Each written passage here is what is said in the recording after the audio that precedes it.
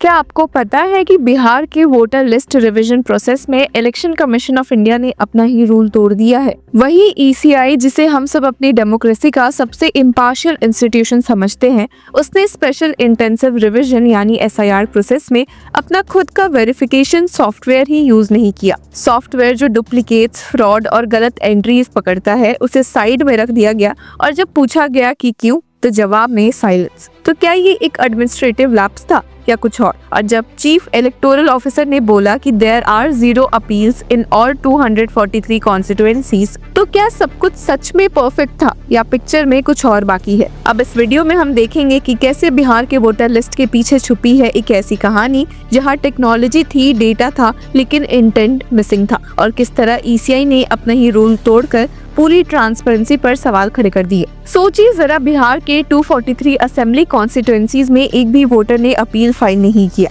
हाँ, 0 अपील्स। ये अनाउंसमेंट बिहार के चीफ इलेक्टोरल ऑफिसर ने खुद किया था और कहा था कि as per reports received from all districts there are 0 appeals under section 24A till date. अब सुप्रीम कोर्ट में जस्टिस सूर्यकांत की बेंच ने इसी इशू पर सुनवाई के दौरान कहा कि जिनके नाम वोटर लिस्ट से डिलीट हो गए, उन्हें Bihar state legal services authority मदद करेगी अपील फाइल करने के लिए, और अगली हियरिंग डेट हुई है फिक्स 16 अक्टूबर की। लेकिन इस अनाउंसमेंट के बाद इलेक्शन कमीशन के ऑफिशियल्स ने बोला, the opposition is trying to spread a false narrative regarding SIR, but this data shows the truth. उनका कहना है कि अगर लोगों को सच में प्रॉब्लम होती तो अपील फाइल होती, पर अब तक 0 अपील का मतलब है प्रोसेस ट्रांसपेरेंट है। Sounds fair, right? पर कहानी यहाँ से और इंटरेस्टिंग हो जाती है। अब representation of the people act 1950 के अंदर सेक्शन 24 का मतलब है, अगर किसी वोटर को लगता है कि उसका नाम गलत तरीके से हटा दिया गया है या उसके वोटिंग राइट्स पे अन्याय हुआ है, तो वो अपील फाइल कर सकता है। तो जब 243 कॉन्स्टिट्यूएंसीज में एक भी अपील नहीं आई, तो ये तो सब कुछ फ्लॉलेस हुआ,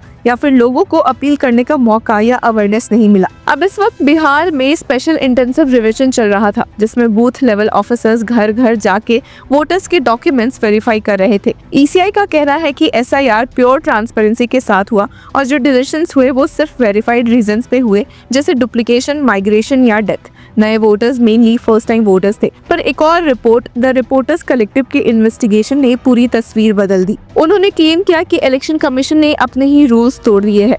मतलब उन्होंने अपना ही डी डुप्लीकेशन सॉफ्टवेयर यूज नहीं किया, वो सॉफ्टवेयर जो सस्पेक्ट डुप्लीकेट्स, फ्रॉड्स एंड गलत एंट्रीज डिटेक्ट करता है। और जब ईसीआई से पूछा गया कि क्यों नहीं, तो कोई ऑफिशियल जवाब नहीं मिला। दिल्ली के ईसीआई ऑफिशियल और बिहार के 4 इलेक्टोरल रजिस्ट्रेशन ऑफिसर्स ने कंफर्म किया कि उन्हें सॉफ्टवेयर एक्सेस नहीं दिया गया, और यहीं पे लीगल और एथिकल दोनों क्वेश्चंस उठते हैं। अगर एक ऑटोमेटेड सिस्टम अवेलेबल था जो वोटर लिस्ट में फ्रॉड और डुप्लीकेशन पकड़ सकता था, तो उसे डिप्लॉय क्यों नहीं किया गया? और अगर नहीं किया गया, तो क्या 0 अपील्स का मतलब सच में 0 प्रॉब्लम है? रिपोर्टर्स कलेक्टिव के एनालिसिस के हिसाब से बिहार के वोटर रोल में 14.35 लाख सस्पेक्ट डुप्लीकेट एंट्रीज मिलते हैं, जिसमें से 3.4 लाख एंट्रीज तो एग्जैक्ट मैच है, नाम, रिलेटिव का नाम और एज सबसे। और ये भी मिला कि 1.32 करोड़ वोटर्स ऐसे ग्रुप्ड एड्रेसेस पे रजिस्टर्ड है जहां 20 या उससे ज्यादा लोग एक ही फेक एड्रेस पे दिख रहे हैं। कुछ हाउस होल्ड्स में तो 650 पीपल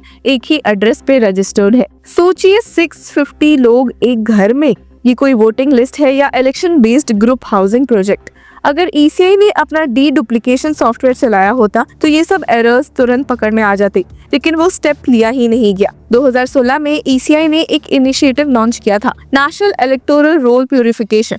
उसका मेन ऑब्जेक्टिव था वोटर लिस्ट की प्यूरिटी मेंटेन करना using technology and machine learning. 2018 तक टेक्नोलॉजी स्टेट लेवल ऑफिसर्स के पास भी थी, एरोनेट नाम के प्लेटफॉर्म के थ्रू। अब इस सॉफ्टवेयर डुप्लीकेट वोटर्स आइडेंटिफाई करता है, same name, same address, same age या फोटो मैचेस, और फिर इलेक्टोरल रजिस्ट्रेशन ऑफिसर को नोटिस भेजना होता है उन सस्पेक्टेड वोटर्स को। लेकिन इस बार बिहार के एसआईआर में ये पूरी प्रोसेस स्किप कर दी गई। बिहार के ईआरओज ने बताया कि उन्हें कोई लिस्ट या सॉफ्टवेयर एक्सेस नहीं दिया गया और उनका फोकस सिर्फ डॉक्यूमेंट कलेक्शन पर था। एक ईआरओ ने कहा कि we did not touch de-duplication during SIR. Mostly our focus was on document collection. और दूसरे ERO ने कहा कि we did not receive any list of suspect duplicates from the top. That was not the purpose of this SIR. The purpose was to establish citizenship. मतलब duplicate detection जो voter list verification का core part होता है वो ignore कर दिया गया। अब यहाँ से एक और लीगल और कॉन्स्टिट्यूशनल सवाल निकलता है, अगर सिटीजनशिप एस्टैब्लिश करना ही मेन फोकस था तो क्या ये process representation of the people act के फ्रेमवर्क से हटकर नहीं हो गया?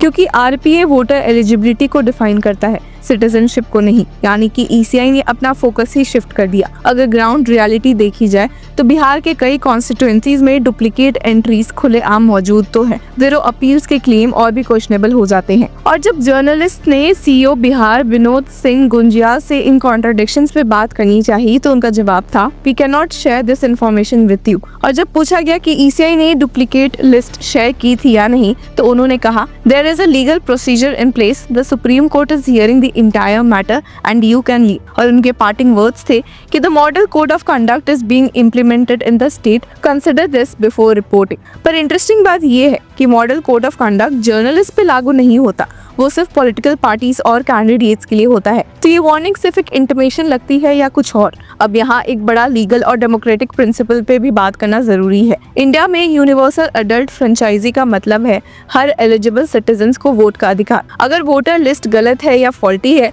तो पूरा डेमोक्रेटिक प्रोसेस ही वीक हो जाता है। वोटर लिस्ट डेमोक्रेसी का फाउंडेशन है और अगर फाउंडेशन ही शेकी हो तो सिस्टम पे ट्रस्ट कैसे बनेगा? बिहार का केस एक लार्जर पैटर्न दिखाता है कि टेक्नोलॉजी अवेलेबल होने के बावजूद उसका यूज नहीं किया गया और जब मीडिया ने क्वेश्चंस उठाए तो ट्रांसपेरेंसी के बदले साइलेंस और डिफ्लेक्शन मिला। अब सुप्रीम कोर्ट ने अभी तक ईसीआई के प्रोसेस पे डायरेक्टली क्वेश्चन नहीं उठाया, पर उन्होंने ये इंश्योर किया कि जिनके नाम डिलीट हुए हैं उन्हें लीगल सर्विसेज अथॉरिटी मदद करे। यानी कि कोर्ट ने एक बैलेंस मेंटेन किया, प्रोसेस रोका नहीं पर सिटीजन्स राइट भी प्रोटेक्ट किया। अब ईसीआई का कहना है कि another conspiracy to defame ECI fault. उन्होंने कहा कि today fake affidavit of advocate Prashant Bhushan was caught in the Supreme Court. पर आयरनी ये है कि जब डेटा ट्रांसपेरेंसी की बात होती है तो सेम इंस्टीट्यूशन अपनी डी डुप्लीकेशन डेटा या ऑडिट पब्लिकली शेयर नहीं करता। अगर सब कुछ ट्रांसपेरेंट था तो सॉफ्टवेयर एक्सेस और डुप्लीकेट डिडक्शन डेटा क्यों नहीं हुआ? अगर कोई इशू नहीं था तो जीरो अपील्स का मीनिंग इतना डिफेंसिव टोन में क्यों एक्सप्लेन करना पड़ा? ये पूरा इशू एक सिंपल सवाल पे आके रुकता है, can we trust the voter roll to reflect every citizen's right accurately? क्योंकि अगर 14 लाख डुप्लीकेट एंट्रीज है और कुछ लाख जेन्युइन वोटर्स के नाम गलती से डिलीट हो गए तो दोनों ही डेमोक्रेसी के लिए खतरा है। एक तरफ फेक वोट्स का रिस्क है और दूसरी तरफ डिसइनफ्रेंचाइजमेंट का। और सबसे बड़ा कंसर्न, अगर आज बिहार में हुआ तो कल कोई भी स्टेट सेफ नहीं है। तो व्यूअर्स, आपकी क्या राय है हमें कमेंट सेक्शन में जरूर बताएं और तब तक के लिए कीप फॉलोइंग लॉ चक्रा।